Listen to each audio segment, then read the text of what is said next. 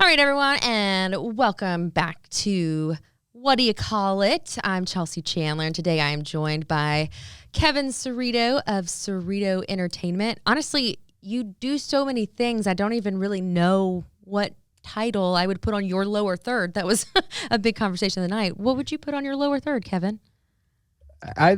That's a great question right now during the pandemic. Pre-pandemic it was like trivia host, bingo host, radio host, and now I'm more of I don't know. I really don't know what you would put to describe what I do. There was basic introductions when I would go on TV is easy then, but I'm still with Cerrito Entertainment. So entertainer, I think Calkins, when I go on his show every week on Thursdays, it's like master of games or something like that. I think I always list you just as Kevin Cerrito of Cerrito Entertainment.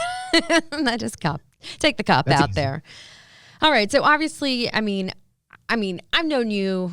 I met you, I guess we talked about this Tamp and Tap like 7 or 8 years ago. And I don't know if you had just started, but it felt kind of like it was just you at that point.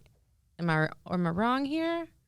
So for the bar trivia, which is really the origin of my company, if you will, of what's left of it here in these COVID times. It was, so it was a Tamp and Tap. I think when you started around that time, it was at Tamp and Tap. I might have been at Rec Room by then, and maybe one other place, but I was only doing one event a night, so I was the one hosting. Maybe occasionally there'd be somebody who would have to sub for me, but very rarely when it was that small. But it was just me at the time doing 2 or 3 nights a week of trivia. I was a few years into it by that point. Oh, okay. It was I think it was 2014 because it was after my accident. I just remember because that was the only time I had like free time to do anything. And so I always did trivia. So you had been doing it for a couple years, but was that your full-time? Did you have a full-time job on top of it? That's like a side hustle? So there was all collection. So I started doing trivia. First place I did it was Poplar Lounge, which is no longer open. It's now Rock House Live there on Poplar Avenue. And a friend of mine from high school, dad had bought it, and they wanted to try to clean up the reputation. And it's like, well, I could do trivia because I'd played trivia at places like P&H. I was like, I could host trivia. I've always wanted to see how it would go. So I hosted there for a little bit. Wasn't making money at all, really. At the time, I was doing freelance production. I did a lot of freelance production. Worked on a bunch of commercials and TV shows, including Down Home with the Neelys. I worked on every episode of that show on the Food Network. That's a fun fact about Kevin Cerrito. Yeah. So I worked a lot of freelance when I was starting doing the trivia at night. And so some of those jobs, if I was offered a freelance job, like on a day that I had trivia, that I'd have to either figure out if it would last, how long, because those production jobs, you work 10 to 12, 14-hour days on those. Like, would I be off in time to go do a night job or not? Right. Eventually, I stopped doing trivia at Poplar Lounge, but somebody who played there recommended me to a place in the Pinch District called Ferraro's, and I started doing trivia there. And that's when my first wave of a big packed crowd started happening. It really caught on, especially with students in the medical, the UT medical. And so I hosted there for a while. Word of mouth from there spread and I started doing it at the Green Beetle on South Main. So then I had 2 nights a week, and then it slowly kept going to Tamp and Tap, and then Rec Room, and then all of a sudden, then you had almost every night of the week somewhere, multiple places. You. Yeah, you would have. That's what I was saying. Like, it'd be multiple places in one night, and I think it's really cool if you look at the people that you had, like CJ, for example. Also a side hustle for him, and now look how everyone is just glowing up these days. Look where we were, and look where we are. I understand the pandemic, but you know what I mean. Pre-pandemic. No, absolutely. Like you were playing, at Tamp and Tap. I was there on Wednesdays. I was doing radio for free and coming and doing. So I had to win trivia to be able to eat dinner, basically. Those were the days. And CJ, you mentioned CJ Hurt. CJ was the first person I brought on to host for me. He's very, very talented in a lot of different ways, and big personality. Anytime now I get to still do something with him. But CJ was the first person I brought on because at some point I had to decide, okay, is this people started contacting me. I was like, well, I can't. At first, I was like, okay, well, I've already got trivia on Thursday nights. I can't do another one. I was like, well, I guess I could, but I have to bring somebody on to help me out. And so then once I started doing that, pre-pandemic, I believe Tuesday and Wednesdays, we had 4 different events happening on Tuesdays and Wednesday nights each. So right before the pandemic hit. So there was me plus 3 other people. It might have been a bingo because we expanded to bingo a couple years into it as well. Bingo. I've only played it once with you at Laughlin, but I'm old soul, so I love it. I think the other thing that really is cool too, I mean, like general trivia is fine and all, but the fact that when you really started like theming it, that's when I remember like we used to have to fight people for chairs because so many people would show up, which has to be a good feeling for you. Yeah, that was something that was not being offered in Memphis at the time when I started doing trivia. And Harry Potter they did some early ones, like you're doing like Harry 90s Potter TV. Friends, I think, was a big one too. Disney was always a big one too that we would always go to. Disney's definitely still has the momentum. Harry Potter, at the time I started doing it, I had never seen or read a Harry Potter book. And at this point, I'm very, very familiar with it. I've seen the movies multiple times now. And I say there's people who are big fans of the book and there's people who are big fans of the movies. There's people who are big fan of both of those. I'm a big fan of the theme parks. That's where I really connect with Harry Potter. If you get down to, have you been to the Universal? Like once you go to Universal, like that's to me reason enough. If you've never seen Harry Potter, just to go experience it because they did such an amazing job. My tip, if you go to Universal, is to get Butterbeer Frozen. Now they do offer it alcoholic if you are above age, and if it's cold and you go, they serve it hot, and it's so good. But it's so horrible for you. It's like diabetes in a cup. But they have this chicken sandwich because some of the food is like, it's very London-like and not necessarily known for food. But in the second half, the one that's Diagon Alley, I'm an expert. Like I had season passes for all of that stuff. But there's this chicken sandwich with apple butter, which sounds weird. But oh my God, I want it right now because I'm thinking about it and because I'm hungry. But yeah, the theme parks are great. So it's an immersive experience, like unlike anything else. And they've raised the bar, and then so shout out to Harry Potter. But yeah, the Harry Potter trivia. There was one I did at Tamp and Tap, and I can't tell you the year. I'm not sure, but that we had on Facebook. It was like 1,000 people said they were coming. I was like, this is a lot more than usual. So you split it into like sessions. I think if I remember. Right. So we had somebody go at I had no plan because my job as a trivia host, they hire me to bring people to the establishments. That's why I'm not operating right now because they can only, they don't need me to bring people when you can only operate at 25 or 50% capacity. So I was like, okay, well, this is interesting. This is a bigger number than we usually have. Let's see how it goes. I did have my now wife. I was like, you should probably come and just help me. Let's just come help me. I'm going to need somebody to help me. I usually do this job by myself, but we're probably going to have a little bigger crowd than usual. And it was much bigger. And what I didn't expect, I mean, at Tamp and Tap, that place, there's probably 20 tables. I was expecting, those tables to fill up. And then if more people came, they would just. We stood around or sit on the floor. They would just leave. But no, so they sat on the floor. But the fire code. They sat all over the floor and wanted to play, and people still were walking out. Like there was no place on the floor, and they were walking out in their Harry Potter uniforms, their outfits and costumes from Harry Potter, walking downtown Memphis. And it felt like some big Harry Potter convention was happening or something. So yeah, I ended up having to split that one into. At that point, I was like, all right, well, I'm going to have to figure out a reservation system, which I started where people needed to sign up in advance, and that's teaching people something nobody signed up for trivia in advance before. I mean, you got to sign up to come play trivia. That was unheard of, but we had to figure out a way to make it where people could play that wanted to play, and you weren't just showing up and leaving. So that was really, and that's when the themes really started rolling. And we had already done Friends at that point, but Friends trivia and The Office soon after once it got on Netflix, it became everybody's show too. So my question is, because you find some of the most obscure questions.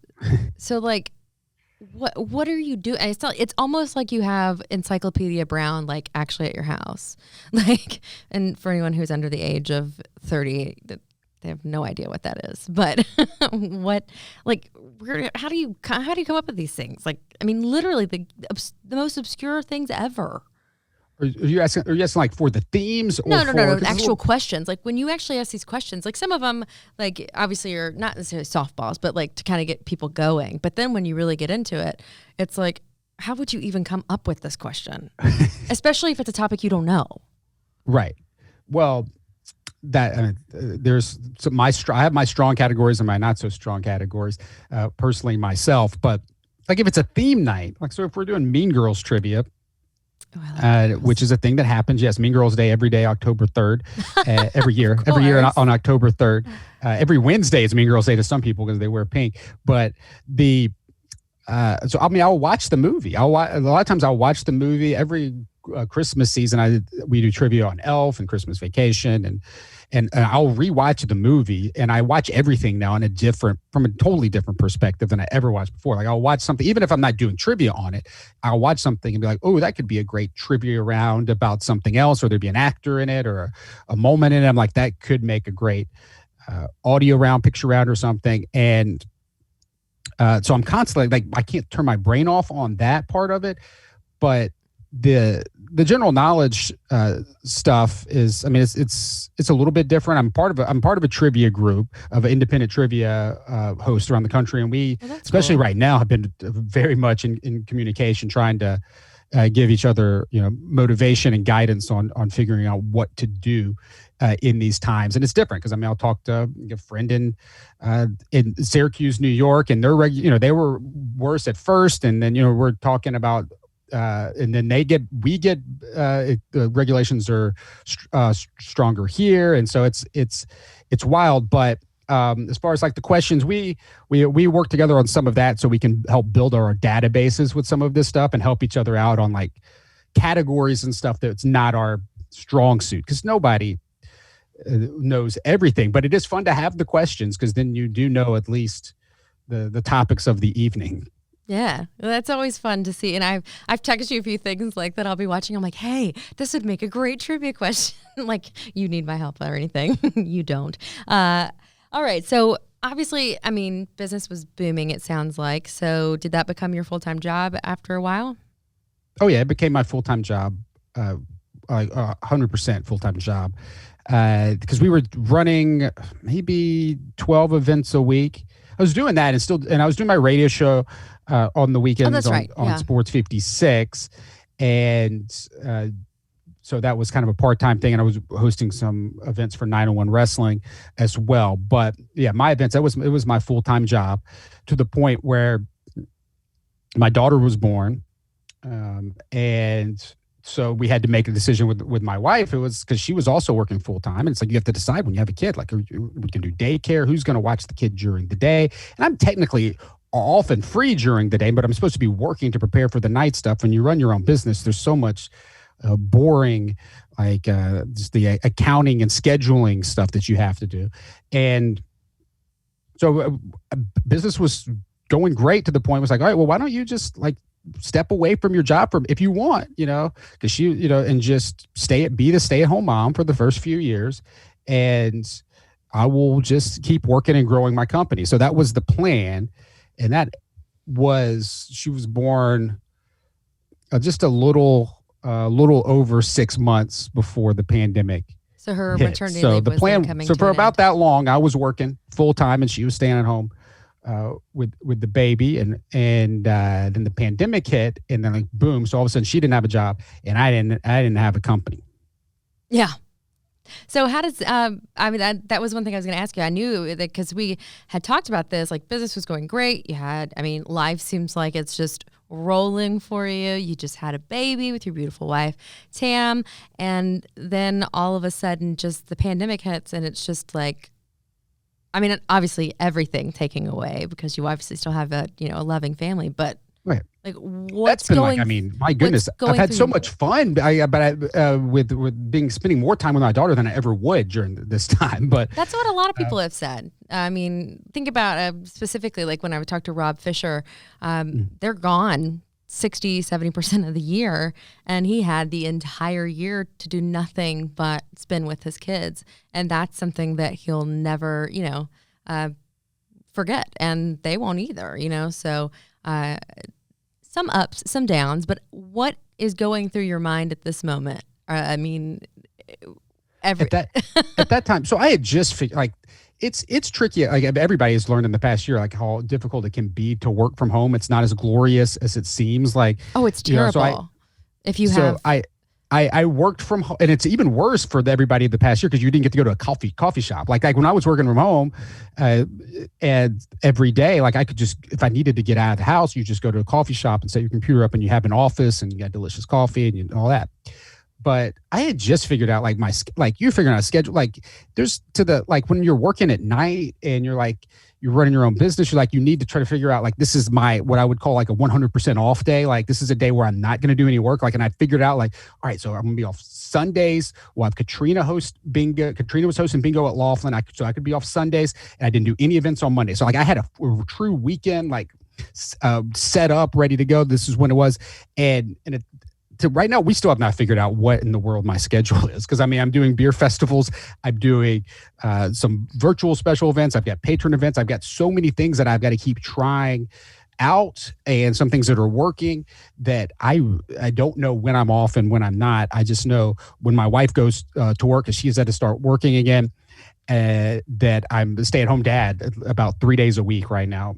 Some weeks longer when school gets snowed out for a week, and those days get made up later. Then here I am this week, 4 days, and it's all great. It's like spending time with her is fantastic. But anyway, back at the beginning of the pandemic, I wasn't like a lot of people really. I just took it as an opportunity. Like, we're right when this happened. Like, I knew nobody knew how long it was going to last. It was always like the 2 weeks to the 2 months feeling. It was supposed to be done by Easter. Right. Well, not necessarily by that, but I'm making a joke because of what was said. I wasn't following anybody like that's guidelines, but it just felt like this was going to be definitely by 4th of July. I remember having the conversation, like, by 4th of July of 2020, it felt like, to me, because at first it kind of felt like there would be more of an instant return, not realizing, never being through a pandemic before myself, that is such a gradual return to what we would call normal. And we're just slowly getting there right now with the vaccine. But because I was like, you look at it and you're like, okay, well, here are the places I'm doing trivia at. They're all pretty good, long-term established Memphis businesses. I'm assuming most of them, once we're back, and we'll be back in business again, and then they'll want me to come back. So, like, the concern of like, oh, I'm not going to have any job when that. So I wasn't concerned about that. But at the time, apparently now it's like, when you really think about it, when are they going to need me back? Because you're not thinking, oh, there's going to be capacity limits. They're going to be struggling for a full year. Will they have a budget to have entertainment? Or will they just expect people to come back because they're ready to go back to restaurants? So I did the virtual trivia, immediately, like, boom, this happened. So do trivia on Facebook was the idea. Facebook Live. All my events were canceled for that week, and I was like, we'll play trivia on Facebook Live. I had no clue what I was going to do. I had no idea. I was like, CJ would message me. He's like, oh, this sounds great. How's it going to work? And I'm like, I have no earthly idea. See, that I love, because my schedule, and I would be much more inclined to be able to play at home and then go to bed than to have to drive across town. But I'm also a homebody. So. Right, which also works very well for the virtual Memphis Beer Fest as well. So we did trivia on Facebook for about 14 or so weeks. Got a write up in the Commercial Appeal, the Rob Report, which is a publication I've never heard of. Wrote up the trivia as the best virtual trivia in the Central Time Zone. They did one in each time zone. Oh, that's cool. And so. It's one of my favorite publications. Now, it's a lifestyle magazine. So did trivia for about 14 or so weeks. And around that time is when I was returning to in-person events. So that's when we got the idea with the drive. And I had hosted a virtual trivia for Malco and the Will Rogers Institute, which was raising money for the movie theater workers who are also struggling in this time. And so I had a relationship with Malco for years anyway, a small one, but pitched them the idea, what if we did trivia at the drive-in movie theater? Brilliant, by the way. And like, how could we make it work? And we figured out a way to do that. And it's so much fun, Chelsea. I don't think you got a chance to come out there. But it was. Did you go to the drive-in at all yet? I have in the past year. No, not in the past year, but I have been before. But I have not been in the past year. No. Again, because you have to keep in mind, I have to wait until dark to go. Yeah. And your sleep schedule. I don't know what a sleep schedule is, so I laugh to keep from crying. But yeah, so the drive-in was the place to be. Like in 2020, and I know your schedule. You should still try to right now while the pandemic's going on. Yeah, just get out. It is just it was so much fun to be out there. So we were out there every week, an hour before the movies. We were on Tuesdays for a little bit, Saturdays for a little bit, and up until it got cold. Thanksgiving weekend, we wrapped up our run, but and we had great sponsors like Cash Saver supporting that. So we did that at the drive-in. So when that happened, when I was returning to like traditional trivia, but in a completely new form, like you go to the drive-in to play, that's when I got to thinking about my weekly trivia night that I was doing on Thursday nights. And after a conversation with my brother, was like, I should do Match Game. So we came like, I'm going to do some Memphis version of Match Game. I've done it before live. I wanted to do it again live in person, but that wasn't going to happen anytime soon. I didn't realize you'd done it live before. We did one night live before.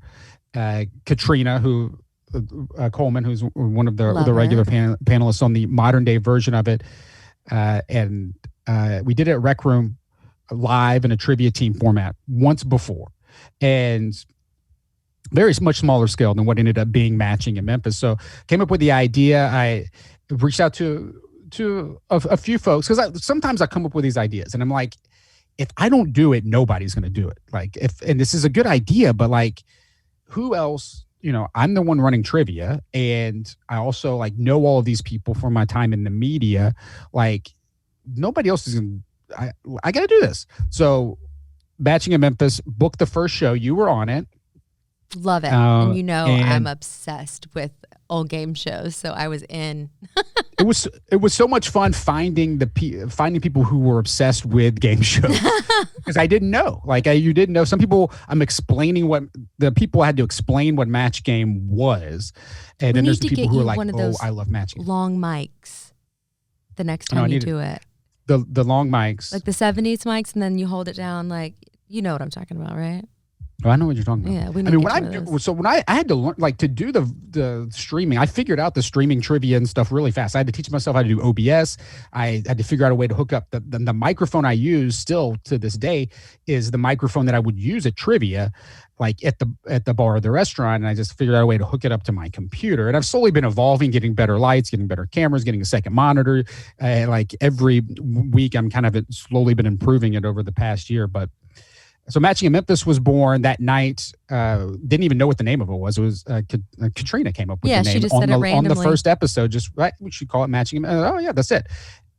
I guess we ended up doing about 15 or 16 weekends of gotta do matching. It again, man. That's so much fun. That's what everybody talks about. Like when it comes to, like when I bring up your name or talk about something, everyone's like, "Oh yeah, the matching." Like people watch it after the fact because it still lives on our Facebook pages, which is amazing. No, I love doing it, and we will do it again. Matching in Memphis will come back. I don't worry about that. I mean, and that's, because I'm writing those questions. Most of those, I'm trying to come up with Memphis related questions, and I would watch a lot of Match Game 73 on YouTube and try to adapt questions and just come up randomly in my mind with what was going on current event wise, wanted COVID questions, Memphis questions, all of that. So it was the right time to take a break because of the holiday season, and we did the Christmas special, but it'll definitely be back. And who knows with this, my biggest complaint with COVID is like every month I'm changing what I'm doing. Like it wears on you when every month it's like, I've got to do something. What am I doing now? Because the world changes. Right. How many people are going out? How many people are not going out? These people are calling me like, and the weather's cold now, so it's different than last month. Can't do this, can't do that. And that's where, Yeah, that's it. Like right now, I'm in the middle of like being called by some of my old places. Like, can you host trivia for us in April? Like, and then it's like, well, are we doing it outside? Are we doing it inside? What are your thoughts on that? So, and I'm still like, do I keep doing stuff virtually online?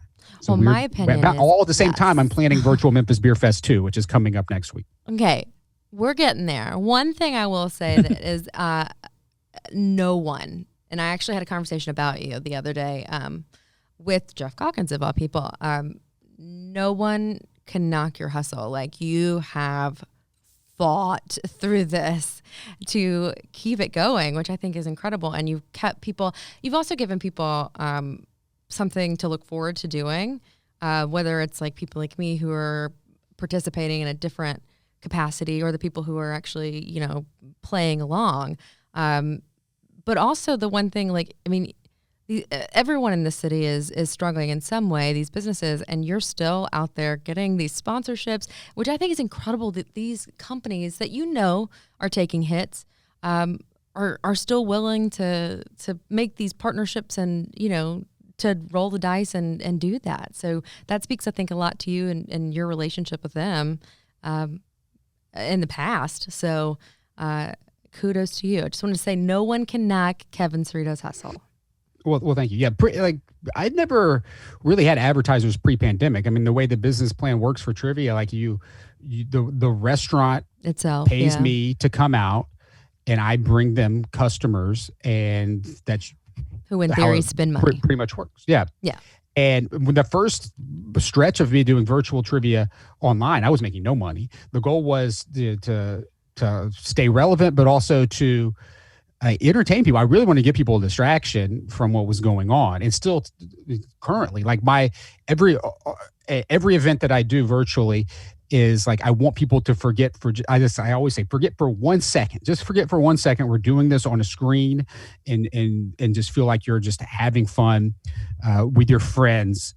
Like, don't even think about how it's happening. Just for 1 second. That's my goal on every one of those. So I want to distract everyone. And I couldn't do it without, I mean, the sponsorship's amazing. Cash Saver has been like since the drive-in, and they've continued to support the online stuff, and then working, of course, as we're getting to the virtual Memphis Beer Festival.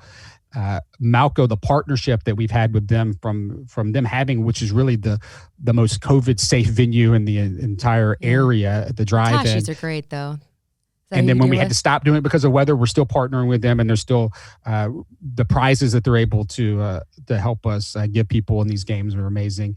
Riverset came in and sponsored Matching in Memphis for its run. I was going to say, I'd never, admittedly, I really don't drink, but I'd never heard of Riverset, but I will never forget it now. Riverset Rye Whiskey. I will always forever. Hashtag free ad. There you go. But yeah, I just think it speaks a lot to our city too, though, that we're resilient. Like, we're just not going to let it take us down, and that we're helping others still in the process. And the sponsors and the partners that I have for these, I mean, for prizes and things like that, some of them are hurting themselves, like you said, and they just know that we can help each other. Like that's what we're doing with Malco. Like movie theaters are, we're just trying to both get out to the other side of this. But then there's places like Cash Saver who know that Cash Saver is like the one business that's not hurting right now. It has not really taken a hit in the past year's grocery stores, right?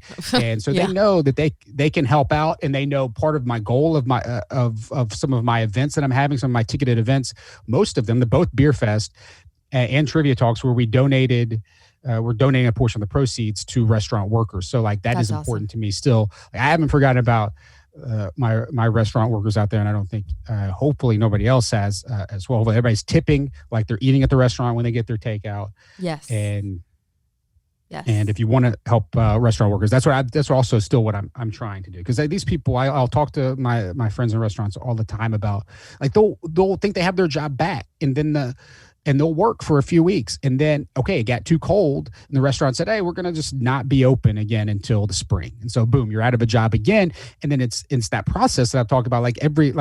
It's just so much work if you're trying to get assistance in some way, and there's and just reset what you don't know what you're going to have to try to figure out next month. You've got to figure out this month, and then next month you're going to figure something else out. You have no clue how to prepare for that just yet. Wow. Yeah, but the thing is, that's the one thing I will say is that it is constantly evolving. Like, I don't know if it's just you want to take it a break, but it was like you come up with the craziest ideas, like the refrigerator or the Christmas tree, like, you just have you're willing to just throw darts at the wall and see what sticks. You know what I mean? Maybe they don't all stick, but you got to see what works with that. Because matching worked. I was like, we'll see if we can do some other different games, and we have, and that's right now we're playing virtual bingo on Thursdays. Oh, I gotta get in on that, man. I love. Did I mention I love bingo? Because I love bingo. I know you did. Yeah. We're playing that Thursday nights on Twitch, and it's been a lot of fun, and it's turned into it's working the way that I want to, which is, again, just building. Right now I'm working on having people feel like a sense of community when they're doing these events, and there's a lot of fun happening in the chat, and people recognize and remember people, and that's what we're doing right now. And the return of matching in Memphis, could be, I think the return of live events could start triggering the idea that matching in Memphis comes back in some form sooner rather than later. Because if I'm back doing bingo at a bar, I don't know if that, got to change what I'm doing online. I don't know. Every month I'm changing. Well, you can also, I feel like you can almost make a hybrid of it as it continues to grow, even if like your guests are zoomed in on the wall, let's say Rec Room where they have those gigantic screens, and then people come, then it's almost like you're watching but participating. You know what I mean? So you can keep doing that. Got to figure that out, because there's nothing will be the same when this is done. Everything will have had to evolve to some degree. Right. And I think that's a benefit from it, because I want to, and I say this and thanks to Jeff Calkins as well. Jeff Calkins, Jeffrey, right over there at 929. And they having me on the radio every week has also been another great partnership of just Memphians looking out for Memphians. And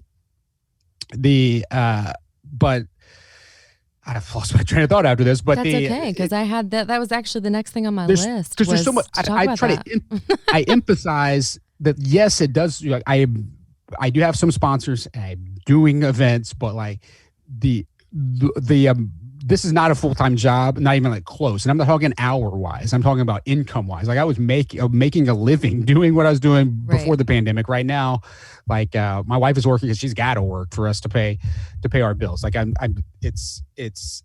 but the benefit of it is we're doing different things. Like I've got a Patreon now, so if people really want to directly support me. Explain that to me, how that works. I know people pay, but like what do you get to when they do the Patreon through you? Yeah, so Patreon, you go to patreon.com/Cerrito, and you can become a patron. You can become a patron for many reasons. One, if you just want to support what I do. So if you really like the games that we're playing, you want to make sure they continue. Like it gets me money. It helps me out. So you're paying. It's kind of like a membership. It's like a community, if you will. So we have virtual trivia that we do every month, the general knowledge trivia on Zoom, and you kind of play it like a game show. You would love it, Chelsea.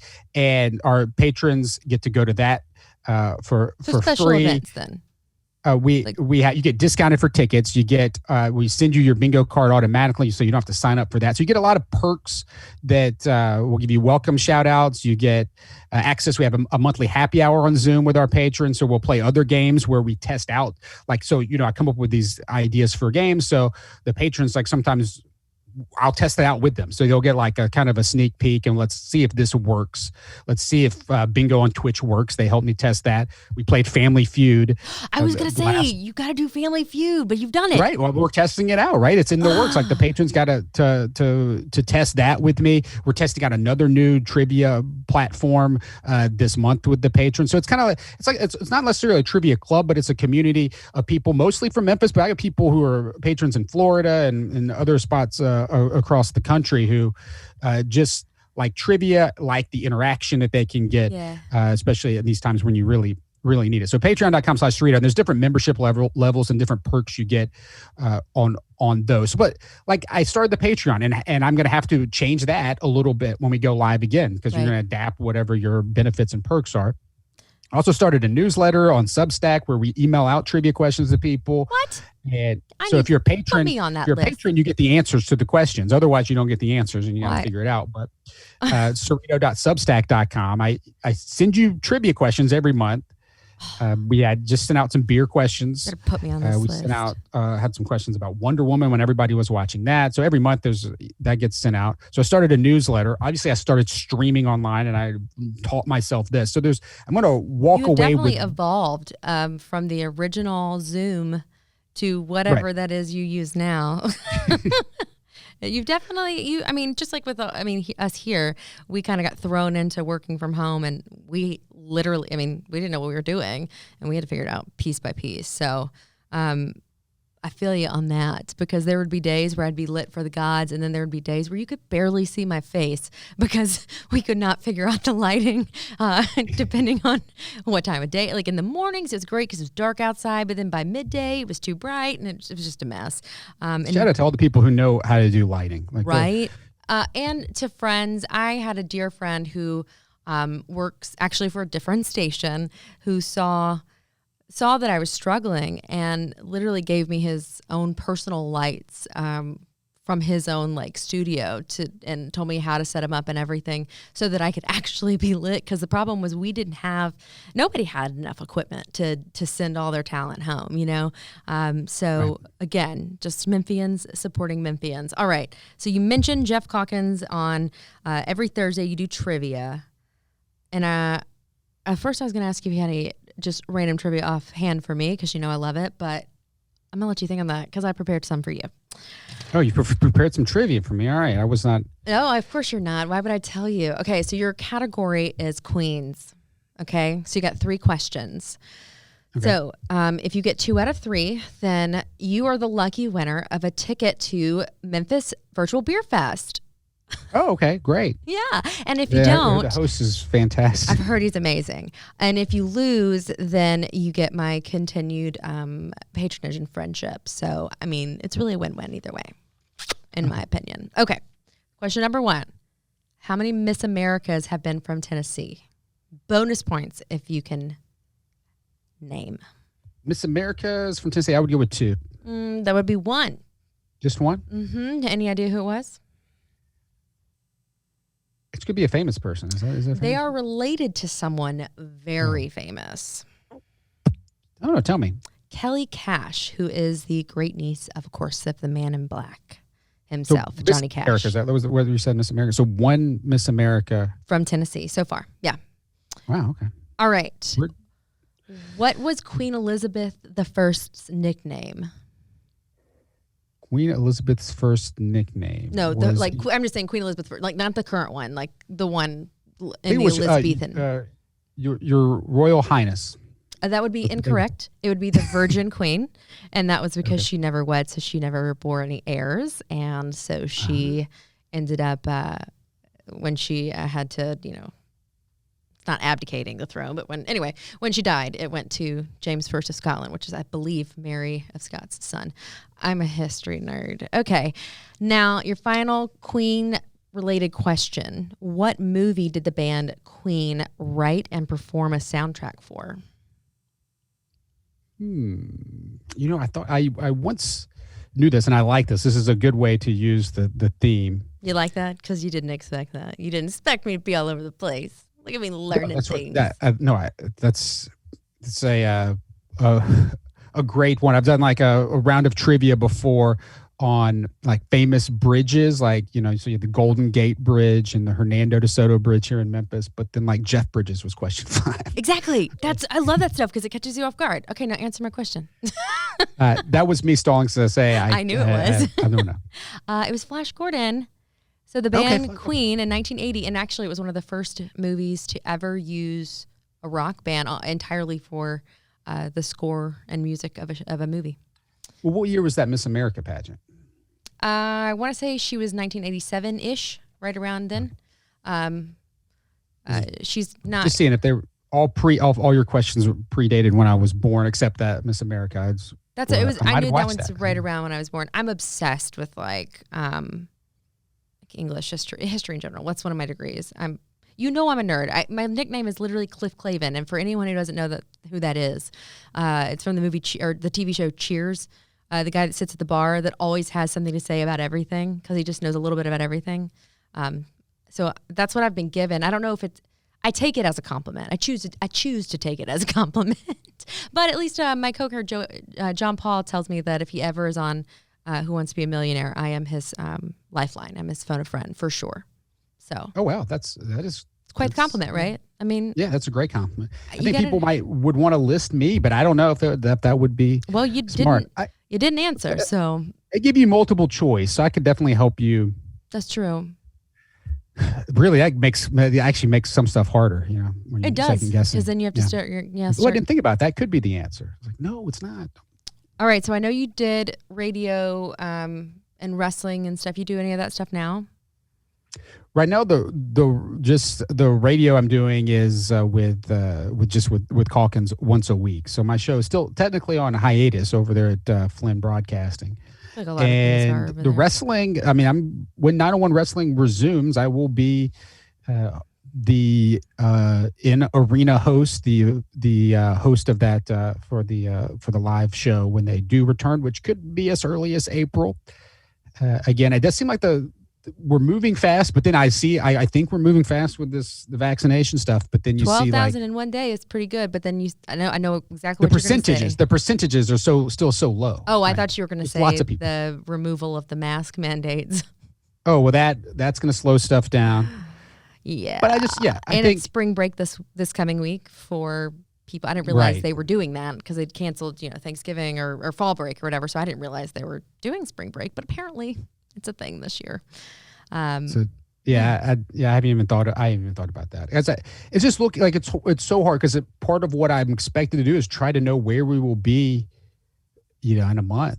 Right. And sometimes people will email me like, "Could you do this?" And I'm like, "Well, this is going to depend on this, and this. Like, maybe it looks like we could be there, but you don't know, and I don't know. So we'll find out. Like, how many people will be half vaccinated by April? I don't know. Apparently, when are we getting half vax? I'm in a high group because I'm considered essential because of journalism, but I have some personal. I'm in the restaurant workers group, and they're at the bottom for some reason, which we should be.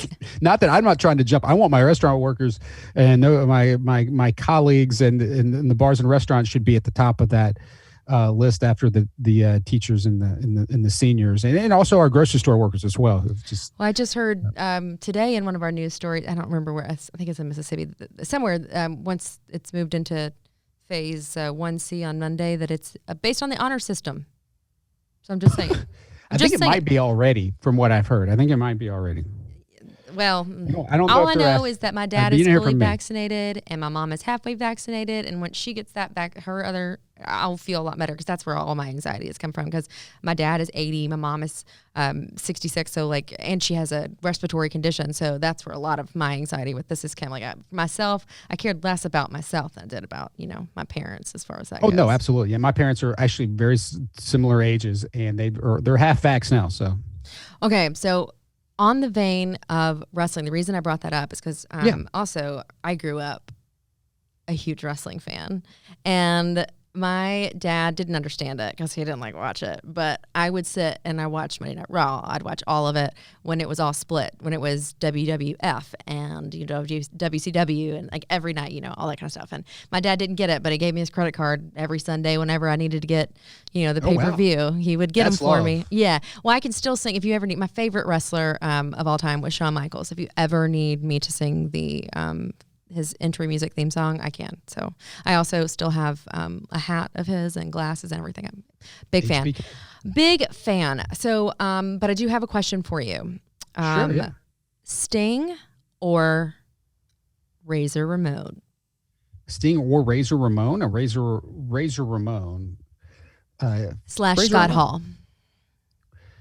Razor Ramon.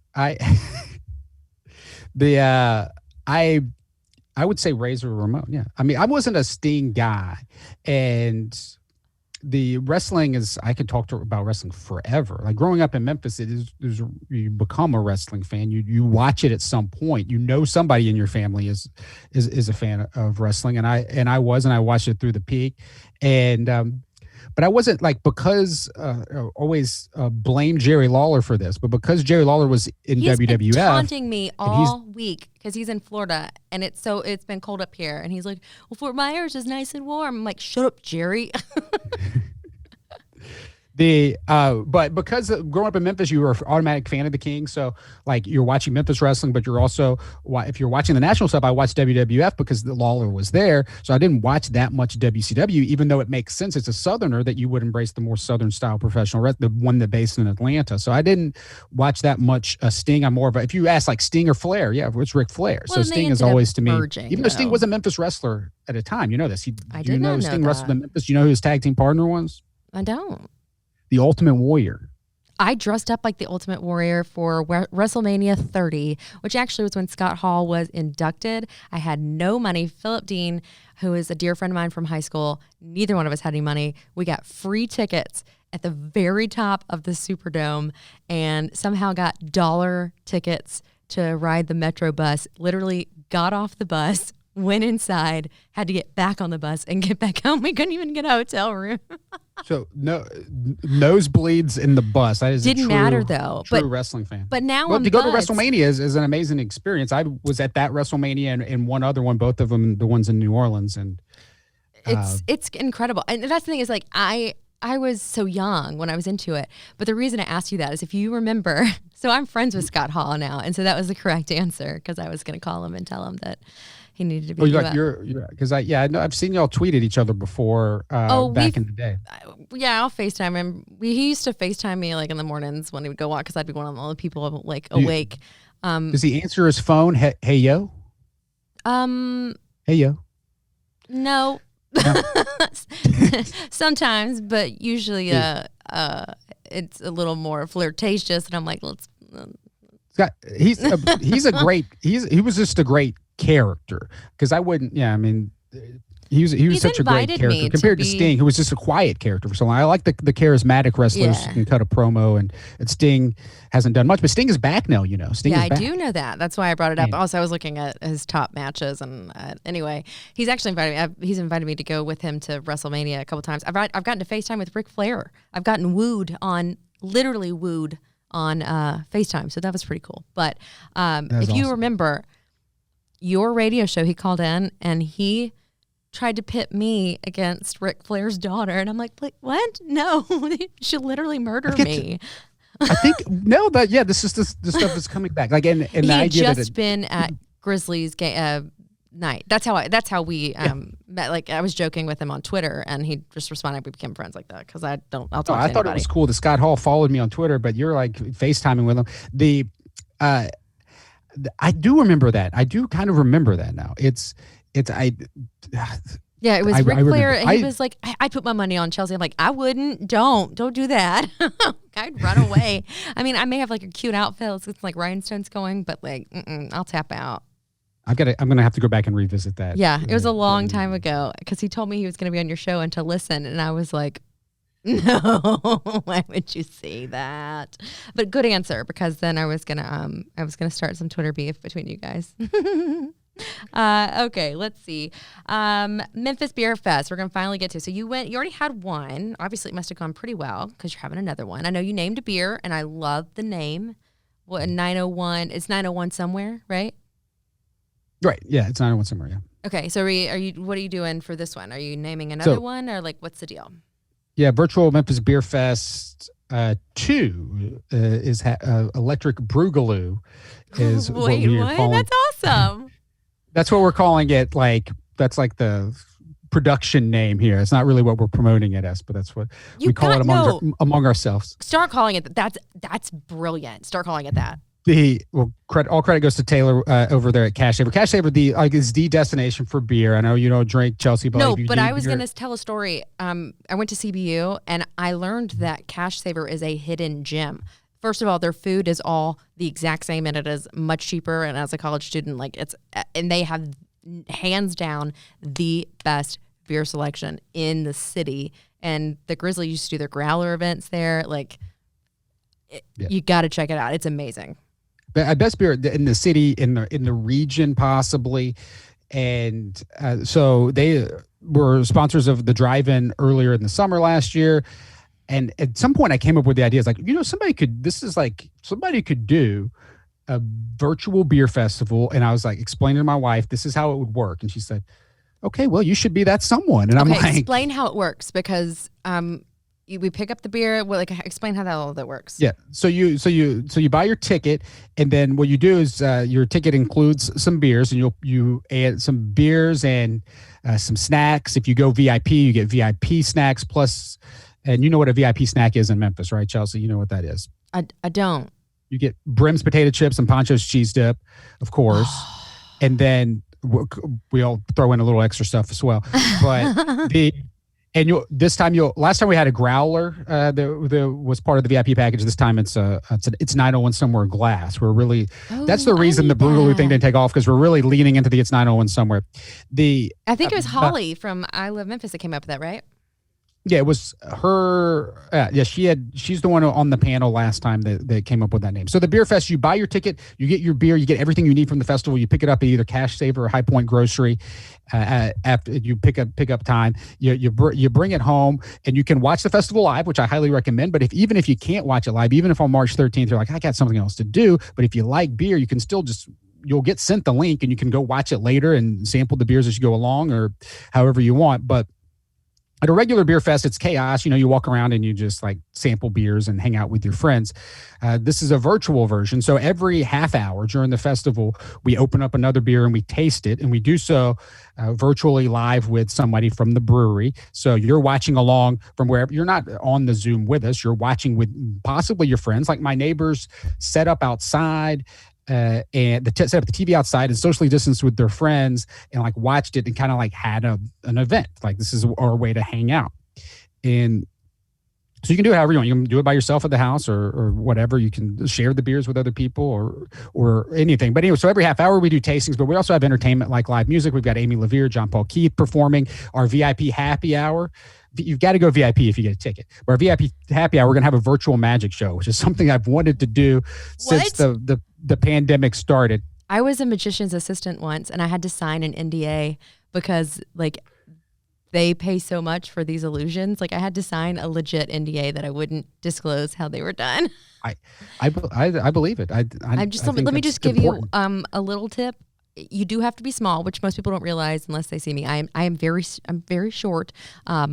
You need to be very flexible, and that's where I failed, and I quit.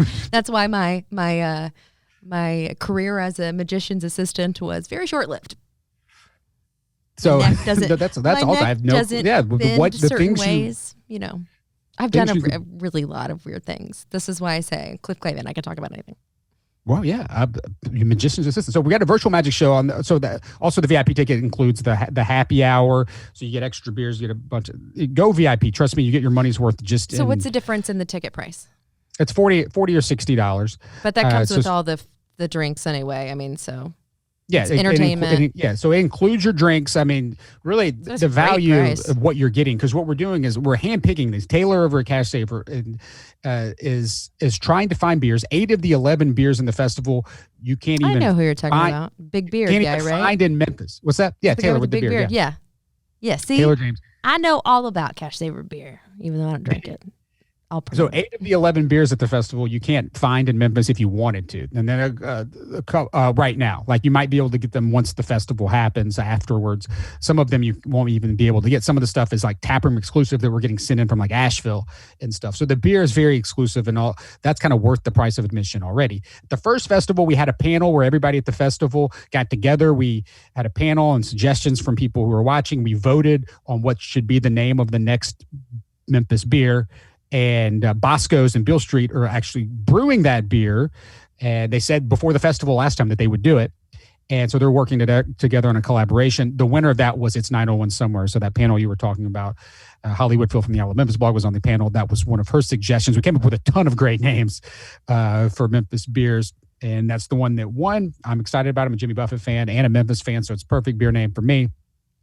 And so we're actually brewing it for this festival. So your first time to be able to try that is at the festival. Unless I mentioned the pint glass that is involved in it is going to have the It's 901 Somewhere logo on it. We have It's 901 Somewhere t-shirts for sale as well. And a portion of the proceeds are for the festival going to the Memphis Restaurant Workers Emergency Assistance Fund, which was set up by Edible Memphis to help out restaurant workers that need funds right now in these times. And so this time at the festival, we got another unique thing happening. So we got a mystery beer from Memphis Made. So Memphis Made's making a beer. They're not telling us what it is. Okay. Not telling me. Taylor actually knows. Of course. But I'm going into this not knowing what it is. And nobody at the festival will know. And we're all going to work together to try to figure out what is the flavor of this beer, what type of beer was the flavor. So I would be terrible at that. That's going to be fun. The goal is to be interactive. This whole time we're trying to, we're doing things that are interactive, including trivia. There will be live trivia, 2 different trivia sessions during the festival. Of course, I have to have trivia if I'm doing an event of this type. Yeah. All questions about Queens. Hey, I you know what? It was just the first thing that popped in my head, and I was like, Queens goes so many different ways, and it's fitting for me. I don't drink. I really don't drink a lot of beer, but you can't keep me away from a good sour beer. And a lot of people don't like sours, but I love them. There's one, I think it's called like Carnival. I drank 2 of them, and it felt like I literally burnt the entire inner lining of my stomach. And if I drink a third one, I thought I might have to go to the hospital. But it was so good, I just kept wanting to drink it. So sour beers are catching on in Memphis now. Finally, yeah, you can't ever find them, so I'm so glad. Hampline, the newest brewery in Memphis that just opened on Broad Avenue by Rec Room. They've got a new sour out, and they were telling me that that's their goal is to kind of become Memphis's sour beer producer. Let them know I'm a connoisseur, okay? You are. No, I really am. I didn't know that. I am a connoisseur of sour beer. I've traveled, and that's all I drink. So at the last festival, we had an awesome sour beer. It was a key lime pie sour from Crosstown. So good. And this time we've got, Volcano Bowl is a sour beer from Trim Tab out of Birmingham. You were giving one away, I think, on Jeff Calkins the other day, and I was like, wait, but I want that, and I know the answer to that question. And then we also have a sour saison from Highwire. So there's these are the taproom exclusives that we're having from Highwire that you could only get if you lived in Asheville or one of the cities where their tap rooms are at, which is also a sour beer of all. I'm not even really sure what the flavors of that. So we do have 2 sours on the lineup of the 11 beers. So for me, the more bitter, the better. I love it. I'm also one of those people that loves vinegar and stuff like that. So I've got weird taste buds. But what about, just for curiosity, what if somebody, you said you don't have to watch it live. So you don't have to watch it live, and you don't have to live in Memphis to watch it. So that's what I think is so cool. There's also a option just to watch the live stream. So, my goal is I want to put on a show. And when we did the first festival back in October, part of the motivation was that all of these other festivals were getting canceled. Yeah. And so I'm like, there was no music fest. There was nothing. And so, Amy LaVere, who's one of my favorite Memphis-based artists, and John Paul Keith, who were performing. They performed at the VIP last time, and we're moving over to the main event this time because I want as many people to enjoy what they do. But so that's why we were just put what kind of creative, fun things can we do? If you aren't in Memphis and you want to just watch the festival, you like beer, you want to try to find some of this stuff at your store or just drink something similar for the drink-alongs, you can. But there's enough going on the schedule that you don't have to have the beers. So if you don't even like beers, or you probably still have fun. Ponchos are involved, so everyone's going to have fun. Ponchos is involved. We will have a Ponchos debate, which I think I'm going to win hands down. So for some reason, is it going to be cool or room temperature? Is that the debate? See, that's the traditional debate that has. I understand. Because I kind of like my Ponchos. I'll eat them either way. Ways. I was going to say I eat them all different ways. Yeah.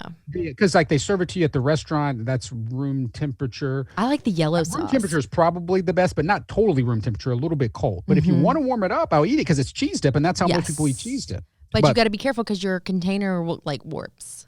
But have you ever had the yellow? The yellow dip? Oh, that's like, don't put the ponchos, don't warm it up in the microwave. But so it's yellow, it's the yellow versus white. No, I'm talking like the actual like yellow, like not cheese dip, like the poncho's yellow dip. I think it's supposed to be like a salad dressing. I don't know. It's so good I would drink it. Oh, you're talking about something else. But it's by Ponchos. Well, anyway, our debate is ponchos, like the traditional ponchos yellow cheese dip that they give you if you go to the restaurant. Okay. That's the great thing about the Ponchos restaurant is that they give you free dip like it's immediately. Queso. Yep. And it's the like, round salty chips. Or that one or the white one. Which one is the better one? Orange, done. Yeah. The traditional colored Ponchos cheese dip, not white. White is great and probably your go-to in my regular opinion, Mexican on other dips. You go to the Mexican restaurant. Like, but Ponchos, orange all the way. I don't want it. I'll eat it if it's white, if you put it in front of me. But orange for sure. Yeah. So not even a debate. So I think that debate's easy. I'm going to win that one because he thinks the white is the best, but I'm like, no, that's not Ponchos. But so we'll be debating that because folks will be. We had the white Ponchos is what we gave away last time, which I'm glad I was able to revisit that one. That one is better warm, though, by the way. We're talking. Do they still make the This will be edited one? Out of the podcast, I'm sure, our conversation. Nope, we usually they go, we don't edit them. We really don't. I will be honest and say if they don't make it anymore, I'm glad because the Chipotle was not my jam. I actually like the Chipotle. So in this... You got to like a certain, like it's like the poblano pepper, something like in it that's I just don't like. In this pandemic, sometimes when the grocery store is out of something, it's harder. Like you're not going to necessarily go to another grocery store to find it. So you're just like, fine, I'll have I'll get the Chipotle kind this time. And I liked it. I'm still a traditional. Give me the traditional ponchos. I mean, that's what I grew up in Memphis, so it's in my bloodstream. I just buy it in the quart, like the biggest one I can get. That's what I get. Yeah. Man, this conversation has like rabbit hole, but you know what? Into a great place because it's ponchos. Yeah. All right. So that's coming up this Saturday, the 13th. Where can we get tickets? So you go to virtualmemphisbeerfest.com to get your tickets. Don't wait till the last minute. We do cut off ticket sales the day before, so on March 12th, because you have to get your bag, right? So, right. Okay. In order to participate. So you can't wait till the day of to get the tickets. So Friday, you need to already have your tickets. 2 p.m. By 2 p.m. on Friday, we need tickets. And then it starts at what time and goes to when on Saturday? It starts so the VIP happy hour is on Friday night. That's where you get the virtual magic show from magician Larry Clark. And then on Saturday, we start at 2. We go from 2 to 6 in the afternoon, so you can still do something Saturday night if you're able to after a beer festival. And so, yeah, we put it in the same slot that a regular beer fest would be in, right? Like put it in the afternoon. And hopefully the weather, Chelsea, that's up to you. Hopefully we got some good weather. It's a little far out. And it really doesn't matter because it's virtual, right? Right. Well, it does not matter. No. That's what I'm saying. That's but the it beauty also of makes it more fun if you can enjoy it outside if you want. Oh, totally. If the weather's nice. I can tell you on Thursday that it's in the high. It's like 73, but I think rain chances are going to start building. But let's not jinx it here. But that is the great thing about a virtual fest. You're right. You don't have to worry about the weather. And what ended up happening, like we were planning, like should we, after we did the first one and it was a success, I was like, do we do it again? When do we do it? And it ended up being March 13th weekend, which is this March 13th was the last time that I hosted a traditional live event where I didn't have to wear a mask or talk the day over the country shut down. Your car speaker at the drive-in. It was March 13th of last year. So now it's going to be like not necessarily maybe a celebration of some sort. Like, hey, we made it a year into this, but it's a way to commemorate what has been the most unique year of all of our lives. Who would have thought? It's crazy. I mean, I have those like introspective conversations with myself all the time. It blows my mind that it's literally a year next week. Well, this week, whatever. It's now. Yeah. It's a year. It's pretty much a year. Here we are. Anyway. All right. So out of all of this, I mean, we've talked about so much different stuff, but what would you say that you've learned the most through all of it? Ooh, what have I learned the most? That's a great question. I've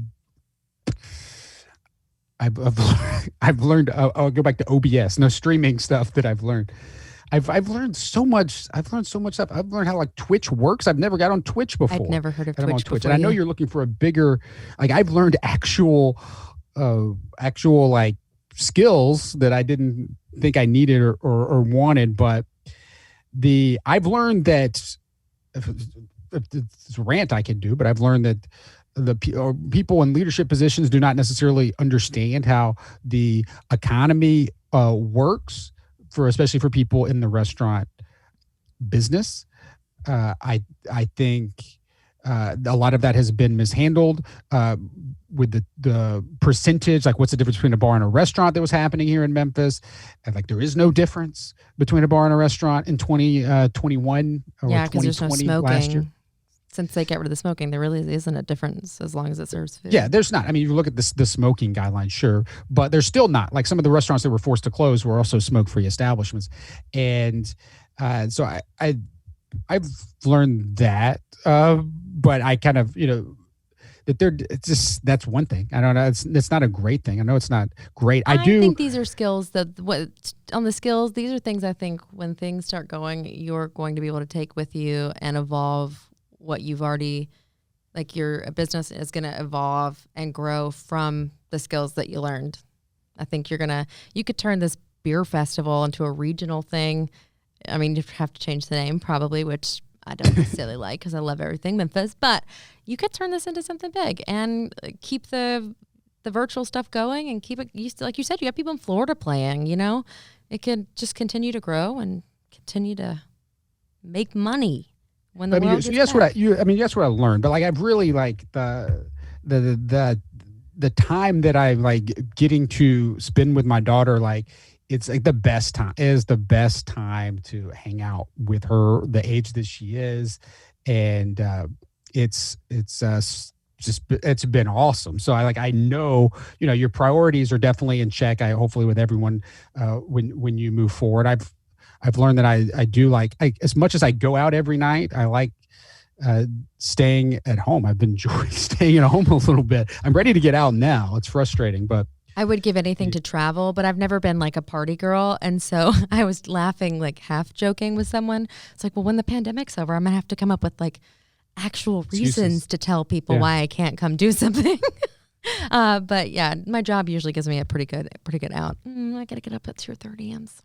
You have a job that like I ever go to bed early. Come on. I'm up. I'm up. Stayed up for matching. Yeah, you stayed up for matching in Memphis, and I appreciate that. Well, I lived being. It wouldn't work. The matching in Memphis worked because of the panel.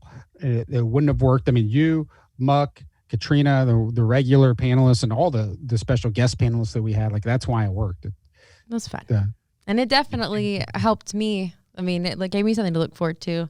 So I'm sure that you've done that for a lot of people as well. So pat yourself on the back. Even if you are terrible at answering trivia questions, you're great at asking them. So there's at least something you can. Just that category, maybe. I'm just sort of halfway kidding. Well, I'm glad that you sat down with me. I know y'all have been busy. I know you probably want to go hang out with your wife and your babe. So I thank you. Tell me again, it's Cerrito.com. We got a couple things. It's Cerrito.com. Is it Substack? Entertainment, Cerrito Entertainment, CerritoEntertainment.com. Or if you're looking for like a specific game, you can go to CerritoBingo.com, CerritoTrivia.com. They'll send you to the same place. But VirtualMemphisBeerFest.com is the website for the Beer Fest, which you can also find that link at CerritoEntertainment.com. That's really probably your the easiest for everything. All social media. I think Twitter, Instagram, Facebook's all Cerrito Entertainment, right? Right. Okay, perfect. Well, there you go. So by 2 p.m., this Friday, and then enjoy our Saturday tasting some delicious beer. I got to get my hands on one of those cups, so I'm going to have to get my ticket. So get your ticket and the virtual magic show will make it disappear. I have done that before. I've had swords poked through me. My head has been all these things, all kinds of crazy. That's a story for another day. Okay. I gotta see footage of this. I don't know if there is footage of it. It was in like the Ozarks. It was bizarre. Anyway, well, thanks for joining me again. I named it kind of as a joke. What do you call it? Because I had no idea what to name my podcast, and it's just kind of stuck. But now that you've talked to me, what would you call it? Let's see. I feel like a name kind of pigeonholed it. That's kind of like, well, I'm kind of digging the what do you call it? Because I can talk about whatever I want. Whoever I want, I can talk to. What do you call it? What? Instead of whatchamacallit, like the candy, it's what do you call it? Yeah, no, that's what I was thinking. So you got a sponsorship opportunity for sure. So, well, I can't control that because I can't endorse. That's why I had to say I can't. Yeah, that's It's unethical for me to do that. I can't. There's no wrong way to eat a Reese's. No, just put the whole thing in your mouth. Okay. That was poor phrasing. So on that note, Hungry. Grab a Snickers. Stop it. Oh, you can do it all you want. I just can't do it. I know. All right. Well, thank you again. I can't wait to hear.